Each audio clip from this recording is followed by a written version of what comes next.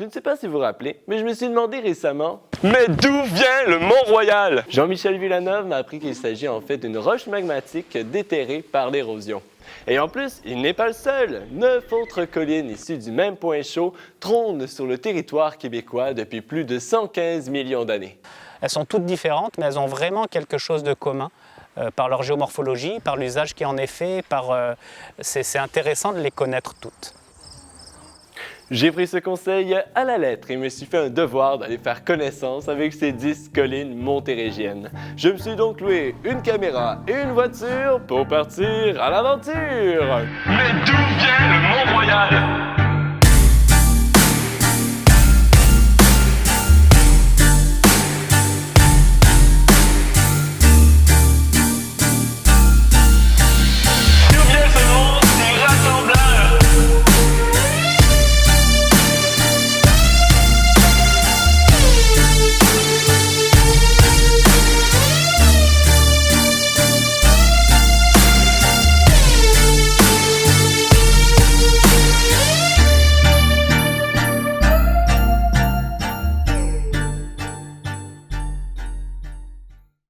Bon, j'étais déjà au Mont-Royal, donc celui-là était fait.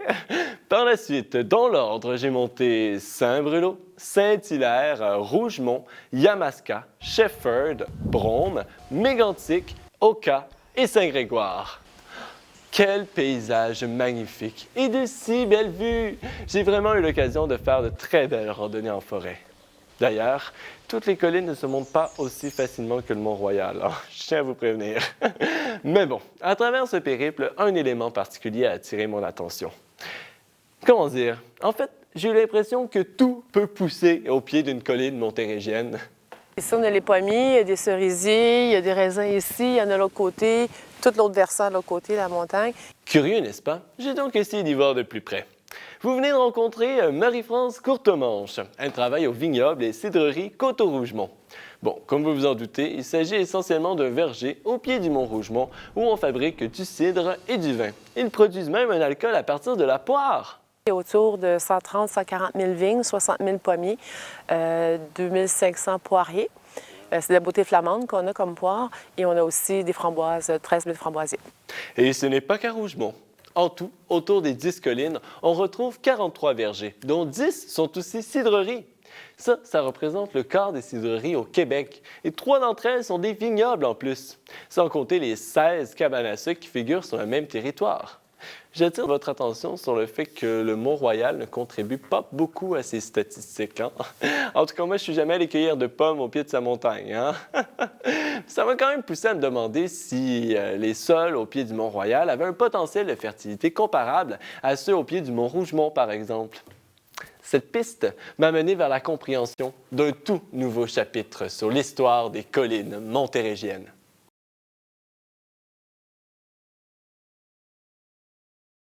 Ici, spécifiquement autour du Mont-Royal, on est dans le domaine de la mer de Champlain.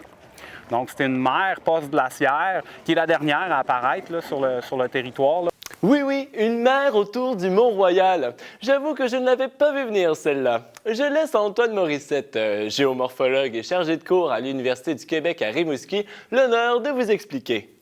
La mer de Champlain, elle a écrit la dernière page là, de cette histoire glaciaire-là, ou post-glaciaire en fait, avec donc des niveaux d'eau qui pouvaient atteindre près de 100 mètres ici. Donc on imagine là, ce relief très plat-là, qui est le fond de notre ancienne mer de Champlain. Donc la mer de Champlain, en fait, qui a occupé le territoire ici, laissait apparaître quelques éléments ponctuels, donc tout ce qui est au-dessus de 100 mètres d'altitude, 90-100 mètres d'altitude, donc qui devenaient finalement les collines montérégiennes, entre autres. Eh bien, nous ne les connaissions pas aussi exotiques, ma foi.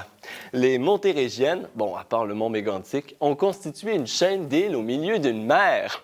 Incroyable, mais vrai! La mer de Champlain, c'est une mer d'eau un peu plus saumâtre. C'est pas une mer salée au même titre que l'océan Atlantique, par exemple. Elle était un peu plus douce, mais on avait quand même des espèces marines là, qui occupaient, en fait, cette ancienne mer-là. Pour exemple, on a retrouvé, par exemple, dans le secteur là, plutôt vers l'est, des fossiles, par exemple, de beluga qui occupaient là, la mer de Champlain à l'époque. Donc, c'était une mer et c'était des espèces marines qu'on retrouve aujourd'hui en Arctique.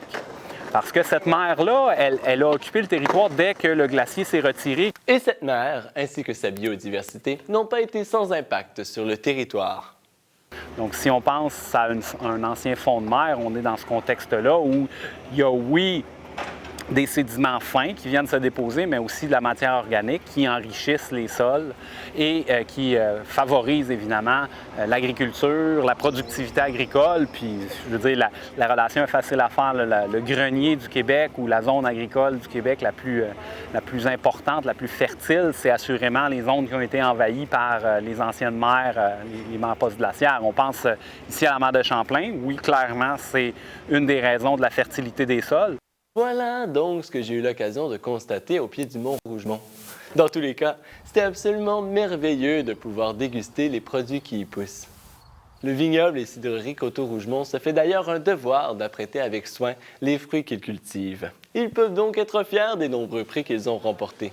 Ces mérites sont définitivement le résultat de leurs produits cultivés avec soin, de leur respect des méthodes et de leur passion contagieuse.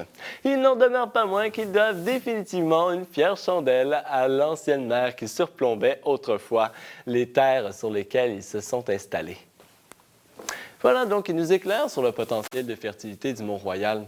Ça porte à croire, en fait, que si nous avions parsemé des pommiers plutôt que de l'asphalte, nous n'aurions pas eu de difficulté à les faire pousser. Et c'est le cas, entre autres, grâce à l'ancienne vie de fonds marins, des sols sur lesquels nous attendons maintenant l'autobus. J'apprends vraiment à connaître ce mont sous de nouveaux jours. Ça veut probablement dire que mon expédition porte fruit. Si vous aussi, vous avez hâte d'en découvrir davantage sur cette icône de la métropole, eh bien, c'est un rendez-vous dans le prochain épisode. Dans ce parc, on retrouve l'observatoire astronomique le mieux équipé au Canada. Et cette colline montérégienne n'a pas été choisie par hasard.